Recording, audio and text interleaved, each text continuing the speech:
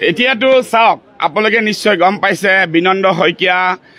সত্যব্ৰত কলিতা দাদা তেওঁলোক দুজনে প্ৰাক্তন বিধায়ক আৰু এজন সদৌ অসম ছাত্ৰ সন্থাৰ ৰাজনীতি অগপৰ ৰাজনীতিৰ লগত জড়িত এজন আমাৰ লগতে এটা সময়ত বিধায়ক আছিল আমাৰ লগতে ওতঃপ্ৰোতভাৱে জড়িত আছিল আৰু তেওঁলোক ঘূৰি ঘৰৰ ল'ৰা অৰ্থাৎ তেওঁলোক ঘূৰি আহি আছে আৰু সত্যব্ৰত কলিতা ডাঙৰীয়াৰো এটা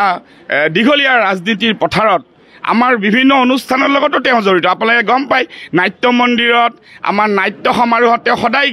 অতিথি হিচাপে আমাৰ ঠাইত উপস্থিত থাকে আৰু এওঁলোকৰ উপস্থিতিয়ে মই ভাবোঁ তেওঁলোকে যিদৰে ভাৰতীয় জাতীয় কংগ্ৰেছ আৰু গৌৰৱ গগৈ ডাঙৰীয়াৰ প্ৰতি ৰাহুল গান্ধী ডাঙৰীয়াৰ প্ৰতি জিতেন্দ্ৰ সিং সাহাব ডাঙৰীয়াৰ প্ৰতি মল্লিকাৰ্জুন খাৰ্গে ছাৰৰ ডাঙৰীয়াৰ প্ৰতি যি আনুগত্য প্ৰকাশ কৰিছে ই ভাৰতীয় জাতীয় কংগ্ৰেছৰ কাৰণে এটা খুব ভাল ছিগনেল আৰু অনাগত ২৬ত গৌৰৱ গগৈ ডাঙৰীয়াক লৈ আমি অসমত এক শক্তিশালী ভাৰতীয় জাতীয় কংগ্ৰেছৰ চৰকাৰ গঠনৰ দিশে আগবাঢ়িছোঁ আৰু ই মই ভাবোঁ এওঁলোকৰ আগমনে কি সূচাইছে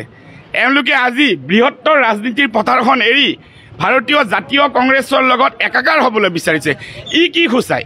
এইটো সূচায় যে গৌৰৱ গগৈ ডাঙৰীয়াৰ নেতৃত্বত ৰাহুল গান্ধী ডাঙৰীয়াৰ নেতৃত্বত মল্লিকাৰ্জুন খাৰ্গে জিতেন্দ্ৰ সিঙৰ নেতৃত্বত নিশ্চয় অসমত ভাৰতীয় জাতীয় কংগ্ৰেছ দুপে আগবাঢ়িছে অসমৰ সৰ্বাংগীন উন্নয়নৰ কাৰণে অসমখনক আগুৱাই লৈ যোৱাৰ কাৰণে তেওঁলোকে নিশ্চয় বদ্ধপৰিকৰ তাৰ কাৰণে এওঁলোকৰতো এটা জীৱন পৰিক্ৰমা দীঘলীয়া পৰিক্ৰমা আছে এওঁলোকে এই কাৰণে আজি চামিল হ'বলৈ আগবাঢ়িছে আৰু আমি তেওঁলোকক অভিনন্দন জনাইছোঁ